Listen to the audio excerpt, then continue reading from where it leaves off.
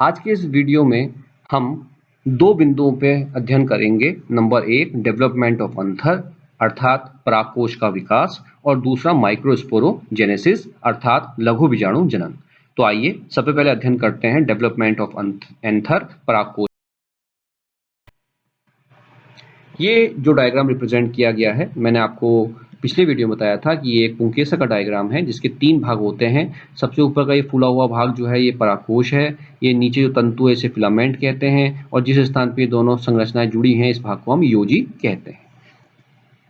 परागकोश का परिवर्धन eusporangiate type का होता है, अर्थात इसका विकास मात्र एक कोशिका प्रपस्व कोशिका द्वारा होता है। देखिए, अब जब हम डेवलपमेंट पढ़ेंगे आगे तो हम ये देखेंगे कि ये पूरा जो परागकोश है इसका जो डेवलपमेंट हुआ है इसके लिए बहुत कोशिकाओं ने प्रतिभाग नहीं किया। इसके लिए सिर्फ एक कोशिका रिस्पॉन्सिबल है, जिसको हम क्या कहते हैं, प्रपसु कोशिका, या जिसको इंग्लिश में कहते हैं आर्चीस्पोरियल सेल। इस कोशिका के द्वारा ही पूरे परागकोश का डेवलपमेंट या विकास होता है, और इस प्रकार के परिवर्धन को हम यूस्पोरेंजिएट टाइप डेवलपमेंट कहते हैं। प्रारंभ में परागकोश एक गोलाकार संरचना होती है जो विभज्योतक कोशिकाओं का एक समूह है जिसके चारों ओर अधिचर्म का स्तर पाया जाता है। देखिए, परागकोश जब डेवलपमेंट की प्रारंभिक अवस्था में होता है तो ये कोशिकाओं का एक ग्रुप है, एक समूह है, और ये कोशिकाएं कौन सी होती हैं, विभज्योतक, मेरिस्टेमेटिक टिश्यूज होते हैं। और विभज्योतक की खासियत क्या होती है कि इन ऊतक की जो कोशिकाएं होती हैं इसमें विभाजन की क्षमता होती है। इन कोशिकाओं के बाहर चारों ओर एक परत पाई जाती है जिसको हम अधिचर्म या एपिडर्मिस कहते हैं।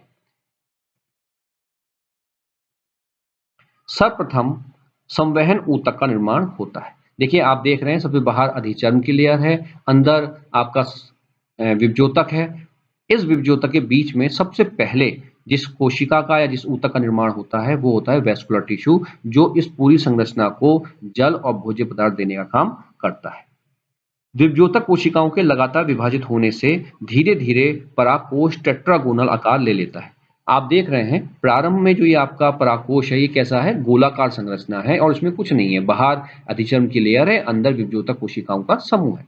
अब ये जो ऊतक है विभज्योतक, ये लगातार विभाजित होता रहता है, और विभाजित होने के फलस्वरूप ये इस प्रकार का आकार लेता है। आप इस आकार को अगर देखें तो ये टेट्रागोनल है, मतलब चार कोने आपको दिखाई दे रहे हैं, चौकोर टाइप का दिखाई दे रहा है, एक कोना ये, एक कोना ये, एक कोना ये, एक कोना ये। अब ये गोलाकार नहीं है, ये जो कंडीशन है ये कौन सी कंडीशन है, टेट्रागोनल कंडीशन है।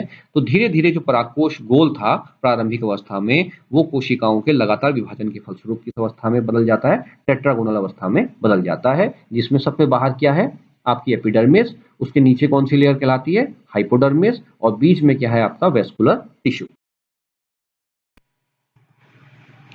अधिचर्म के ठीक नीचे पाए जाने वाले स्तर हाइपोडर्मल लेयर की कुछ कोशिकाएं चारों कोनों पर विकसित हो जाती हैं, जिसमें स्पष्ट केंद्रक और सघन कोशिका द्रव्य होता है। देखिए, ये जो आपका परागकोश है, इस परागकोश में सबसे बाहर की लेयर, जैसे मैंने अभी आपसे कही, अधिचर्म है। इसके ठीक नीचे जो लेयर होगी उसको हम क्या कहते हैं, हाइपोडर्मल लेयर कहते हैं। जैसे डायग्राम में आपको दिखाऊं, ये वाली जो आपकी लेयर है, ये जो अधिचर्म के ठीक नीचे वाली लेयर है, ये आपकी लेयर क्या कहलाएगी, ये हाइपोडर्मिस कहलाती है। तो इस लेयर की जो कोशिकाएं हैं, कुछ कोशिकाएं जो हैं वो विकसित हो जाती हैं, डेवलप हो जाती हैं, जिनमें केंद्रक स्पष्ट हो जाता है और कोशिका द्रव्य कैसा हो जाता है, सघन। अब प्रश्न ये उठता है कि ये कोशिकाएं कहाँ डेवलप होती हैं। देखिए, ये कोशिकाएं जो डेवलप हो रही हैं, जिनके पास स्पष्ट केंद्रक और सघन कोशिका द्रव्य है, ये डेवलप होती है कहाँ पे, इस टेट्रागोनल अवस्था के चारों कोनों पे। आप देख रहे हैं, एक कोना ये है, एक कोना ये है, एक कोना ये है, और एक कोना ये है। इन चारों कोनों पे कुछ कोशिकाएं यहाँ पे, कुछ कोशिकाएं यहाँ पे, कुछ कोशिकाएं इस वाले स्ट्रक्चर पे, और कुछ कोशिकाएं इस वाले स्ट्रक्चर पे। चारों कोनों पे कुछ कोशिकाएं क्या हो जाती हैं, आकार में बड़ी हो जाती हैं, सघन हो जाती है कोशिका द्रव्य लेकर के, और उनमें केंद्र कैसा हो जाता है, स्पष्ट हो जाता है। अब ये जो कोशिकाओं का समूह जो विकसित हुआ, इन कोशिकाओं के समूह में कुछ कोशिकाओं को छोड़कर एक कोशिका ऐसी होगी जो सारी शेष कोशिकाओं को नष्ट करके उनका भक्षण कर लेगी और स्वयं को आकार में बड़ा कर लेगी। ऐसी कोशिका को हम नाम देते हैं प्रपसु कोशिका। आप देखिए, इस कोने पे कई कोशिकाएं विकसित हुई होंगी, इस कोने पे कई कोशिकाएँ विकसित हुई होंगी, इस कोने पे कई कोशिकाएँ विकसित हुई होंगी और इस कोने पे कई कोशिकाएँ विकसित हुई होंगी। इन चारों कोनों में जो कोशिकाएँ विकसित हुईं, उनमें से किसी एक कोशिका ने शेष कोशिकाओं को, चारों कोनों में शेष कोशिकाओं को क्या किया? नष्ट किया और इस प्रकार से आप देखें हर कोने पे एक कोशिका क्या हो गई? वृद्धि करके आकार में बड़ी हो गई। इस कोशिका को हम कहते हैं प्रपसु कोशिका या आर्चीस्पोरियल सेल और ये चारों कोनों में कितनी होंगी? एक-एक होंगी। चारों कोनों पे एक-एक आर्चीस्पोरियल सेल या प्रपसु कोशिका विकसित हो गई। अब प्रत्येक प्रपसु कोशिका में एक पेरिक्लिनल विभाजन होने से प्रपसु कोशिका बाहर की ओर प्राथमिक भित्तीय कोशिका और भीतर की ओर प्राथमिक बीजाणुजनक कोशिका बनाती है। अब यहाँ प्रश्न एक वर्ड आता है पेरिक्लिनल विभाजन। देखिए पेरिक्लिनल विभाजन किसे कहते हैं? देखिए विभाजन जनरली आप दो प्रकार का पढ़ेंगे इसमें, एक पेरिक्लिनल और दूसरा एंटीक्लिनल। अब ये पेरिक्लिनल और एंटीक्लिनल विभाजन है क्या? इसको आप समझ लीजिए। देखिए मान लीजिए ये कोई कोशिका है। अगर ये कोशिका में विभाजन इसकी परिधि के समानांतर, जैसे इसकी परिधि है, इस परिधि के समानांतर इस प्रकार से हो, तो ऐसे विभाजन को क्या कहेंगे हम? पेरिक्लिनल या इसको हिंदी में कहते हैं परिणत विभाजन। और यदि यही विभाजन इसकी परिधि के समकोण पर हो, जैसे मान लीजिए आपका कोई कोशिका है, ये इसकी परिधि है, इस परिधि के समकोण पर हो, इस प्रकार से 90 डिग्री के कोण पर हो, तो ऐसे विभाजन को क्या कहेंगे हम? एंटीक्लिनल या अपनत विभाजन। यदि किसी कोशिका के परिधि के समानांतर विभाजन होता है तो ऐसे विभाजन को क्या कहेंगे हम? पेरिक्लिनल विभाजन कहेंगे और यदि वह विभाजन परिधि के लंबवत हो तो ऐसे विभाजन को क्या कहेंगे हम? एंटीक्लिनल। तो यहाँ लिखा है कि प्रत्येक प्रपसु कोशिका में एक पेरिक्लिनल विभाजन होने से वह कोशिका कितने भागों में बढ़ जाती है? दो भागों में बढ़ जाती है। बाहर की ओर जो कोशिका बनेगी उसको क्या कहेंगे? जो कोशिका बाहर की ओर बनेगी उसको क्या कहेंगे हम? प्राथमिक भित्तीय कोशिका और जो भीतर की ओर जो कोशिका बनेगी उसे कहते हैं हम प्राथमिक बीजाणुजनक कोशिका। अब आप डायग्राम में देखिए, आप डायग्राम में देख रहे हैं चारों कोनों पे, ये जो चारों कोनों पे एक एक कोशिका थी प्रपसु कोशिका, इसमें कौन सा विभाजन हुआ? पेरिक्लिनल विभाजन, मतलब परिधि के समानांतर। आप देखिए ये कोशिका है, ये एक आर्चीस्पोरियल सेल है, एक प्रपसु कोशिका है जिसमें विभाजन कैसा हुआ? परिधि के समानांतर। देख रहे हैं आप चारों कोनों पे जो कोशिका है प्रपसु, उसमें एक एक विभाजन हुआ और जिसके कारण से कितनी कोशिकाएं बन गई? दो कोशिकाएं बन गई। और इसमें जो बाहर की ओर कोशिका होगी, परिधि की ओर जो कोशिका होगी, इस कोशिका को कहते हैं प्राइमरी पैराइटल सेल या हिंदी में कहते हैं प्राथमिक भित्तीय कोशिका। और जो अंदर की ओर, केंद्र की ओर जो कोशिका होगी, ये जो केंद्र की ओर अंदर की ओर कोशिकाएं हैं, इनको कहते हैं प्राइमरी स्पोरोजीनस सेल या प्राथमिक बीजाणुजनक कोशिका। तो आपकी समझ में बात आ गई होगी कि यहाँ पे क्या था? ये जो आर्चीस्पोरियल सेल थी, ये चारों कोनों पे इस प्रकार की जो हमने आर्चीस्पोरियल सेल देखी हैं, इसमें कैसे विभाजन हुआ? एक परिणत विभाजन हुआ। ये परिणत विभाजन हुआ परिधि के समानांतर। इसके कारण से दो कोशिका बन गई, एक कोशिका ये बाहर की ओर और एक कोशिका ये अंदर की ओर। ये जो बाहर की ओर कोशिका बनी, इसको क्या कहते हैं हम? प्राइमरी पैराइटल सेल या प्राथमिक भित्तीय कोशिका। और ये जो अंदर की ओर ये वाली जो कोशिका है, इस डायग्राम में जो ये वाली कोशिका है, इसमें जो ये वाली कोशिका है, ये जो अंदर की ओर जो कोशिकाएं बनी हैं, इनको क्या कहेंगे हम? प्राइमरी स्पोरोजीनस सेल या प्राथमिक बीजाणुजनक कोशिका। अब देखते हैं आगे क्या होता है। अब देखिए, अब प्राथमिक जो भित्तीय कोशिका है उसमें अगला विभाजन होता है पेरिक्लिनल और जिसके कारण से जो प्राइमरी पैराइटल सेल है वो दो भागों में बढ़ जाएगी। बाहर की ओर जो कोशिका है उसको हम एंडोथीसियल कोशिका और अंदर की ओर होगी उसको हम क्या कहेंगे? भित्तीय कोशिका या पैराइटल सेल।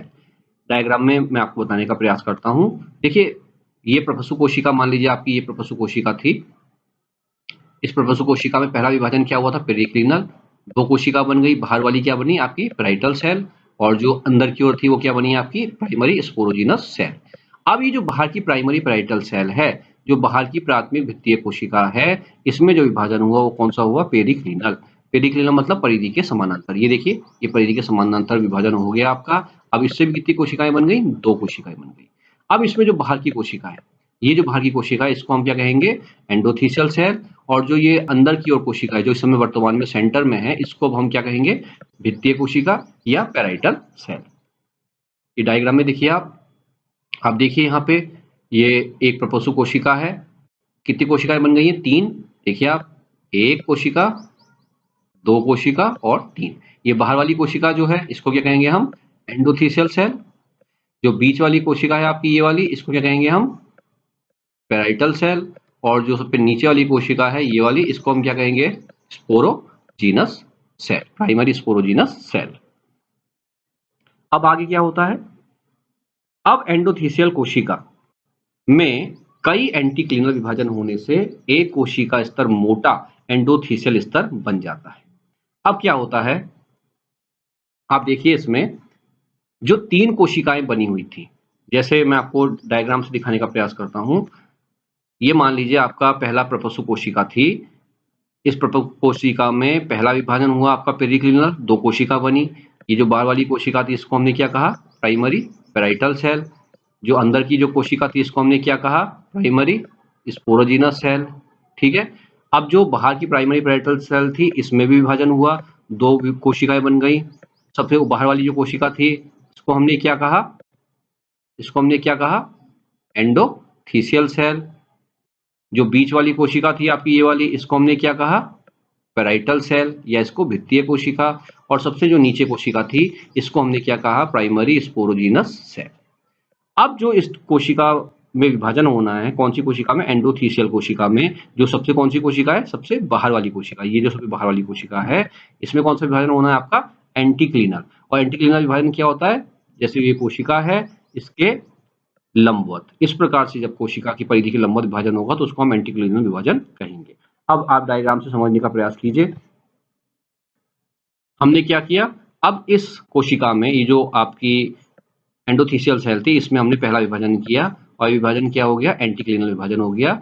और अब जो एंडोथीसियल सेल है आपकी, ये सेल कितने भागों में बढ़ गई, आपकी 2 भागों में बढ़ गई। अब यही विभाजन, एंटीक्लिनल विभाजन अब इन दोनों एंडोथीसियल सेल्स में फिर दोबारा होगा।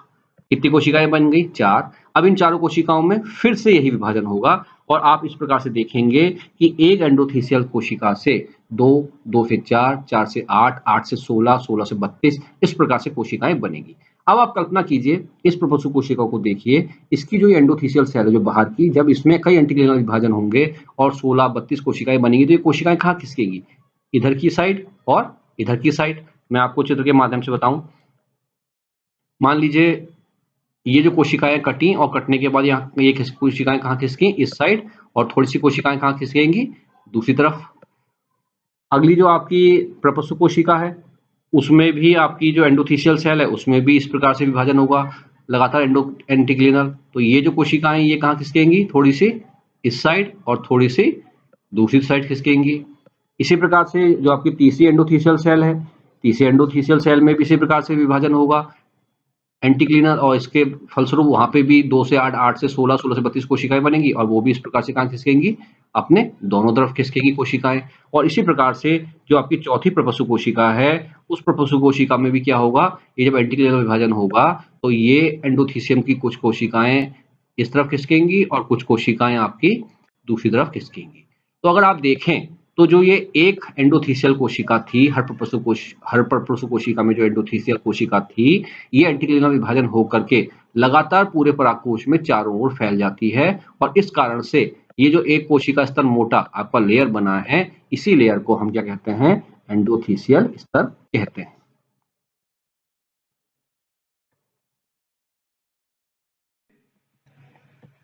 देखिए आपका एंडोथीसियल सेल में लगातार विभाजन होने से आपका एंडोथीसियल स्तर बन गया, जैसा मैंने अभी आपको बताया, ये बन गया आपका एंडोथीसियल स्तर चारों ओर से इस प्रकार से, जैसे मैंने अभी पहले आपको बताया, ये एंडोथीसियल स्तर आपका बन गया है, ये आपका बन गया।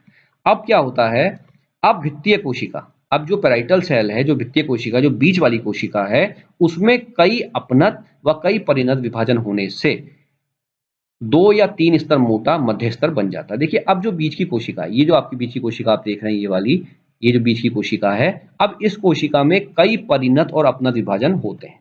जैसे मैं आपको बताऊं, अगर आप डायग्राम में देखेंगे तो मान लीजिए ये आपकी कोशिका थी, इस कोशिका से 2 कोशिका बनी, बाहर वाली कोशिका को क्या कहा था हमने, प्राथमिक भित्तीय कोशिका, अंदर वाली कोशिका को क्या कहा था हमने, बीजाणुजनक कोशिका। अब ये प्राथमिक भित्तीय कोशिका में फिर विभाजन हुआ, बाहर वाली कोशिका को क्या कहा था हमने, एंडोथीसियल सेल, बीच वाली कोशिका को क्या कहा था हमने, पेराइटल सेल, और अंदर वाली को क्या कहा था हमने, प्राथमिक बीजाणुजनक या स्पोरोजिनस सेल। अब ये जो बाहर की एंडोथेलियल सेल थी, मैंने अभी आपको बताया कि इसमें इस प्रकार से कई अपना विभाजन होंगे, जिसके कारण से ये कोशिकाएं लगातार विभाजन होने के कारण से क्या होंगी, आगे की ओर बढ़ती रहेंगी, दोनों सिरों से आगे की ओर बढ़ती रहेंगी। और जब चारों आर्चिस्पोरल सेल में इस प्रकार की क्रिया होगी तो हमारा एंडोथेलियल स्तर बन जाता है। अब हमारा बचती है बीच वाली कोशिका, जिसको हमने क्या नाम दिया था, हमने इसको क्या कहा था, हमने इसको कहा था पैराइटल सेल, या दूसरा नाम क्या देते हैं इसको हम, भित्तीय कोशिका। अब मैं आपसे कह रहा हूं कि इस भित्तीय कोशिका में कई परिणत और कई अपनत विभाजन होंगे, लगातार कई परिणत और कई अपनत विभाजन इस कोशिका में होंगे। अब ये कैसे होते हैं, अब आप इसको समझिए। पहले हमने इसमें परिणत विभाजन किए, एक परिणत विभाजन किया, दो परिणत विभाजन किए, ये कैसे विभाजन हो गए, परिणत। अब इसमें कई अपनत विभाजन होंगे इस प्रकार से परिधि के समकोण पर। अब आप सोचिए, अगर इस प्रकार की क्रिया चारों कोनों पे होगी, अगर इस प्रकार की क्रिया चारों कोनों पे होगी तो 2 से 3 स्तर मोटा लेयर बन जाएगा, जिसको हम क्या कहेंगे, मध्य स्तर। आप इस डायग्राम में देखिए, ये जो कोशिका है आपकी, मान लीजिए ये कोशिका क्या है आपकी, पैराइटल सेल या भित्तीय कोशिका। इसमें आप देखिए पहला परिणत विभाजन हुआ, दूसरा परिणत विभाजन हुआ, अब उसके बाद क्या हुआ, इसमें कई अपना विभाजन हुए, एक अपना विभाजन, दो अपना विभाजन, और इस प्रकार से लगातार चलेंगे तो क्या होगा, ये लेयर भी कहाँ होगी, नीचे की ओर खिसकेगी। ये जो 3 स्तर मोटी जो लेयर है, इसकी कोशिकाएं भी क्या होंगी, दोनों सिरों से क्या होंगी, नीचे की ओर क्या होंगी, खिसकेंगी। अब ऐसे ही यहाँ पे इस कोने पे आप देखिए, इस कोने पे भी आपकी ये कौन सी कोशिका है, पैराइटल सेल है, भित्तीय कोशिका है।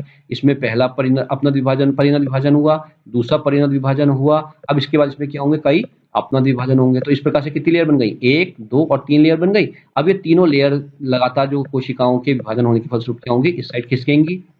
कुछ कोशिकाएं क्या होंगी, लगातार विभाजन होने के कारण से इस साइड खिसकेंगी। अब ऐसे इस कोशिका पे आइए, इस कोशिका की ये वाली कोशिका क्या है आपकी, भित्तीय कोशिका है। इस भित्तीय कोशिका में पहला कौन सा विभाजन हुआ, परिणत, दूसरा कौन सा हुआ, परिणत। अब इसके बाद कितनी कोशिकाएं बन गई, 1, 2, 3। अब इन तीनों कोशिकाओं में कौन सा विभाजन हो रहा है, लगातार परिणत विभाजन, अपना विभाजन, माफ कीजिएगा, अपना विभाजन होता रहेगा। अब इसमें इस प्रकार से कई अपना विभाजन होंगे, लगातार क्या होंगी, ये कोशिकाएं क्या होंगी, दोनों सिरों पे बाहर की ओर निकलेंगी। और इसी प्रकार से ये स्थिति इस कोशिका में भी आएगी। ये भित्तीय कोशिका हो गई आपकी, इस भित्तीय कोशिका में क्या हुआ, पहला परिणत विभाजन, दूसरा परिणत विभाजन, अब इसके बाद इसमें क्या होंगे, कई अपना विभाजन लगातार होते रहेंगे। कई अपना विभाजन होते रहेंगे तो सीधी सी बात है, ये कोशिकाएं भी तीनों स्तरों में कहाँ खिसकेंगी, दोनों तरफ से खिसकेंगी। और एक स्थिति ऐसी आएगी जब ये चारों कोशिकाओं के ये जो 3 स्तर हैं जो अभी बन रहे हैं आपके पैराइटल सेल से, ये सब क्या होंगे, आपस में जुड़ जाएंगे। और इस कारण से 2 से 3 स्तर मोटा मध्य स्तर आपका बन जाएगा। तो इससे कौन सा स्तर बन जाएगा, मिडिल लेयर आपकी बन जाएगी। अब इसी में नेक्स्ट पॉइंट पे हम पढ़ते हैं, इसी स्तर की सबसे भीतरी परत टेपिटम में परिवर्तित हो जाती है। इस प्रकार अधिचर्म स्तर को छोड़कर शेष स्तरों का निर्माण प्रपशु कोशिका से हो जाता है। अब देखिए, आपने देखा कि ये जो पैराइटल सेल है, इस पैराइटल सेल के लगातार परिणत और अपना विभाजन होने के कारण से लगभग 3 या 4 स्तर मोटा जो स्तर है वो एंडोथीसियल लेयर के नीचे बन गया। ये जो मध्य स्तर बना, इस मध्य स्तर का सबसे अंदर की जो स्तर होगा वो क्या बनाएगा, आपका टेपिटम लेयर में कन्वर्ट हो जाएगा। अब यहाँ पे अगर हम देखें तो 4 स्तर मैंने आपको बताए थे। पहला स्तर आपका बाहर का था जिसको हमने एपिडर्मिस कहा, फिर एंडोथीसियल स्तर कहा, फिर मिडिल लेयर कहा और सबसे अंदर टेपिटम कहा। तो यहाँ ये ध्यान रखना है कि प्रपशु कोशिका से सबसे बाहरी जो स्तर है अधिचर्म, इसको छोड़ करके शेष जो 3 स्तर बचे, एंडोथीसियल, मिडिल लेयर, मिडिल लेयर और टेपिटम, ये 4 स्तर किससे बने हैं, आपके प्रपशु कोशिका से। देखिए, ये डायग्राम जो मैंने आपके सामने दिखाया, ये पूरा एक पराकोश का विकसित डायग्राम मैंने आपको दिखाया। और इसी विकसित डायग्राम में आप देखिए टेट्रागोनल कंडीशन दिखाई दे रही है, 1 कोना, 2 कोना, 3 कोना और 4 कोना। और अब तक आपने जो पढ़ा, आपने देखा कि 4 स्तर हमारे बने हैं। इसमें डायग्राम में भी समझ लीजिए, सबसे बाहरी स्तर क्या है आपका, एपिडर्मिस, जो पहले से था। ये दूसरा स्तर क्या है आपका, एंडोथीसियम, ये जो एंडोथीसियम है। और इसके बाद ये जो 3 स्तर मोटा जो लेयर है आपका, ये 3 स्तर मोटा लेयर क्या है आपका, मिडिल लेयर। और ये जो स्तर है आपका लघु बीजाणुधानी के बाहर, ये स्तर कहलाता है आपका टेपिटम। ये हर लघु बीजाणुधानी के बाहर आप देखिए ये टेपिटम है। तो ये 4 स्तर के बारे में अब तक हमने जाना है कि ये 4 स्तर कैसे बने। यहाँ मैंने आपको बता दिया, इन चारों स्तरों में सबसे बाहर का जो स्तर है ये पहले पे था। शेष 3 स्तर किससे बने, आपके प्रपशु कोशिका से।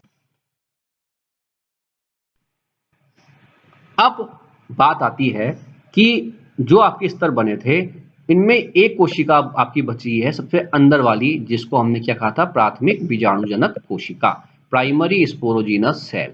ये प्राथमिक बीजाणुजनक कोशिका का काम क्या है? आप देख रहे हैं कि बाहर की जो कोशिकाएं थी, उन कोशिकाओं से आपके 3 लेयर आपकी बन गई। सबसे बाहर कौन सी लेयर पहले से मौजूद थी? एपिडर्मिस। उसके बाद एंडोथीसियल लेयर बन गई, फिर मध्यस्तर बन गया और फिर टेपिटम बन गया। अब जो अंदर की कोशिका बची है, जिसको हमने क्या कहा था, बीजाणुजनक कोशिका, प्राथमिक बीजाणुजनक कोशिका, ये क्या करती है? अब इसके बारे में हम देखते हैं। अब प्राथमिक बीजाणुजनक कोशिका समसूत्री विभाजन द्वारा लगातार विभाजित होकर बीजाणुजनक ऊतकों का समूह बनाती है। बीजाणुजनक ऊतक की प्रत्येक कोशिका वृद्धि कर लघु बीजाणु मात्र कोशिका, लघु बीजाणु मात्र कोशिका को हम क्या कहते हैं, माइक्रोस्पोर मदर सेल बनाती है। अब डायग्राम में आप देखिए, ये जो आपकी प्राथमिक बीजाणुजनक कोशिका थी, ये विभाजित होती है समसूत्री विभाजन से और कोशिकाओं का समूह बनाती है। प्रत्येक कोशिका इस समूह की स्पोरोजीनस ऊतक की, बीजाणुजनक ऊतक की प्रत्येक कोशिका परिवर्तित हो जाती है किसमें? माइक्रोस्पोर मदर सेल में, लघु बीजाणु मात्र कोशिका में। और ये लघु बीजाणु मात्र कोशिका विभाजित होकर बनाती है माइक्रोस्पोर, और ये विभाजन कौन सा होता है? अर्धसूत्री विभाजन। और इस प्रकार से हर एक माइक्रोस्पोर मदर सेल से चार जो हैं आपके लघु बीजाणु बनते हैं। अब प्रत्येक लघु बीजाणु मात्र कोशिका अर्धसूत्री विभाजन द्वारा विभाजित होकर 4 अगुणित लघु बीजाणु बनाते हैं। तो यहाँ पे एक बार दोबारा समझ लीजिए, ये जो प्राथमिक बीजाणुजनक कोशिका थी, प्राइमरी स्पोरोजिनस सेल, ये विभाजित होती है समसूत्री विभाजन से और कोशिकाओं का एक समूह बनाती है, जिसको हम क्या कहते हैं? स्पोरोजिनस टिश्यू या बीजाणुजनक ऊतक। इस ऊतक की सारी कोशिकाएं वृद्धि करके बनाती हैं माइक्रोस्पोर मदर सेल या लघु बीजाणु मात्र कोशिका।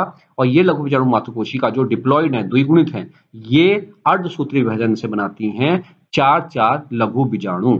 और ये लघु बीजाणु कैसे होंगे? ये हैप्लॉइड होंगे, अगुणित होंगे। अब हम बात करते हैं माइक्रोस्पोरोजेनेसिस की, लघु बीजाणु जनन की।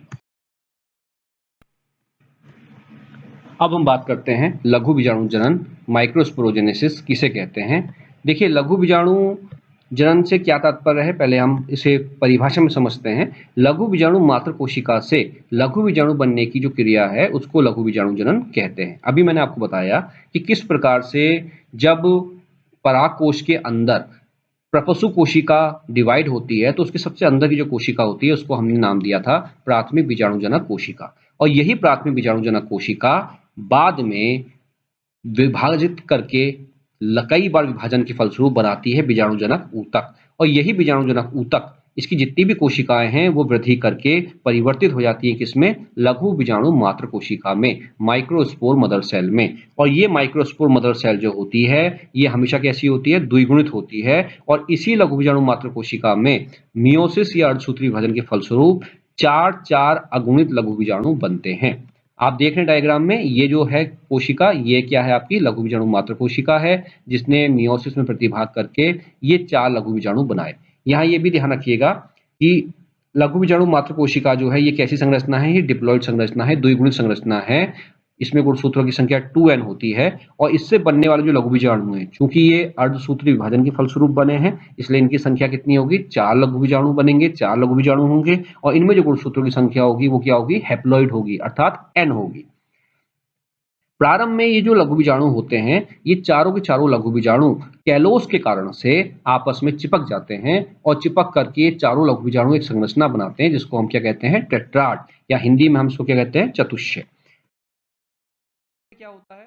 टेपिटम जो लेयर होती है, वो स्रावित करती है एक एंजाइम, जिसको हम कहते हैं कैलेस। ये जो कैलेस एंजाइम होता है, ये कैलोस को घोल देता है। जो चारों लघु बीजाणुओं के बीच में जो कैलोस है, उसको घोल देता है, जिसके कारण से ये चारों के चारों लघु बीजाणु क्या हो जाते हैं? एक दूसरे से मुक्त हो जाते हैं।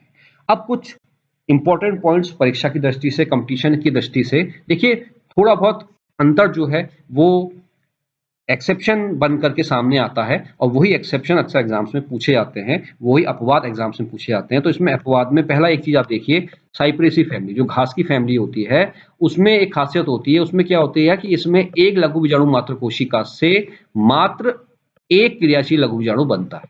यहाँ होता क्या है कि जो लघु बीजाणु मात्र कोशिका है उससे बनते कितने लघु बीजाणु जनरली 4 बनते हैं, यहाँ पे भी 4 बनते हैं। लेकिन 4 में से क्या होते हैं 3 जो होते हैं वो क्या हो जाते हैं आपके इनएक्टिव हो जाते हैं और बचता कितना है केवल 1। तो साइप्रेसी फैमिली के जो पौधे होते हैं उनमें एक लघु बीजाणु मात्र कोशिका से एक ही क्रियाशील लघु बीजाणु बनता है। इसी प्रकार से एक और एक्सेप्शन है, हम बात करते हैं अमरबेल की जिसको हम कस्क्यूटा रिफ्लेक्सा कहते हैं। इसमें क्या होता है जो एक चतुष्चय होता है उसमें 4 से अधिक लघु बीजाणु होते हैं। कहने का मतलब क्या है? एक चतुष्चय में 4 से अधिक लघु बीजाणु होते हैं। अर्थात जैसा मैंने अभी आपको बताया कि जनरली जब लघु बीजाणु मात्र कोशिका विभाजित होती है अर्धसूत्रीय विभाजन के द्वारा, तो उससे जो लघु बीजाणु बनते हैं उनकी संख्या कितनी होती है 4 और ये लघु बीजाणु आपस में जुड़े होते हैं कैलोस के कारण से और उसी स्ट्रक्चर को हम कहते हैं चतुष्चय। तो सामान्यतः चतुष्चय में कितने लघु बीजाणु होते हैं 4, लेकिन अमरबेल या कस्क्यूटा रिफ्लेक्सा में क्या होता है 4 की जगह 4 से अधिक लघु बीजाणु पाए जाते हैं। तो यहाँ पे चतुष्चय में 4 से अधिक लघु बीजाणु हैं, इसलिए इस व्यवस्था को हम क्या कहते हैं पॉलीस्पोरी। इसी प्रकार से एक और एक्सेप्शन है, अपवाद है या इंपॉर्टेंट हम कह सकते हैं। कुछ पौधों में क्या होता है परागकोश के परागकण जो होते हैं वो थैलेनुमा हो जाते हैं और इस संरचना को हम कहते हैं पॉलिनियम। देखिए एग्जाम्स में बहुत पूछा जाता है पॉलिनियम। इसका डायग्राम में मैं आपको दिखाऊं, ये जो संरचना आप देख रहे हैं ये है पॉलिनियम। आप देख रहे हैं यहाँ पे जो परागकण है कैसे हो गए, ये थैले के समान हो गए हैं और इसी संरचना को हम क्या कहते हैं पॉलिनियम। जनरली ये किसमें पाई जाती है, एग्जाम्पल अगर आप देखें तो ये ऑर्किड्स में इस प्रकार के परागकण आपको दिखाई देते हैं। नेक्स्ट है, अगर हम ड्रोसेरा टाइफा को देखें, ड्रोसेरा या टाइफा के बारे में अगर हम अध्ययन करें तो हम ये पाएंगे कि इसके चतुष्चय में क्या होता है, जो लघु बीजाणु होते हैं वो आपस में एक दूसरे से अलग नहीं होते और इसी कारण से हम इसको क्या कहते हैं संयुक्त बीजाणु। जैसा मैंने आपको पहले बताया कि चतुष्चय में 4 लघु बीजाणु होते हैं जो कैलोस के द्वारा आपस में क्या होते हैं जुड़े होते हैं, लेकिन बाद में कैलस एंजाइम के चक्कर में ये जो कैलोस है ये नष्ट हो जाता है और ये चारों लघु बीजाणु क्या होते हैं एक दूसरे से स्वतंत्र हो जाते हैं, मुक्त हो जाते हैं, फ्री हो जाते हैं। लेकिन ड्रोसेरा और टाइफा में ये जो चारों लघु बीजाणु हैं ये एक दूसरे से स्वतंत्र नहीं होते, ये उम्र भर आपस में एक दूसरे से जुड़े हुए रहते हैं और ऐसी संरचना को हम कहते हैं संयुक्त बीजाणु या कंपाउंड स्पोर। और लास्ट है इसमें, कभी कभी ये संयुक्त बीजाणु आपस में जुड़कर मैसुली नामक संरचना का निर्माण करते हैं। आप डायग्राम देखिए, ये जो संरचना है ये मैसुली है आपकी। आप देखिए इसमें ये आपके देखिए, अगर डायग्राम को ढंग से देखने का प्रयास करें तो आपको दिखाई देगा मैसुली। आप देखिए ये जो छोटी छोटी संरचनाएं हैं ये आपका क्या है चतुष्चय है।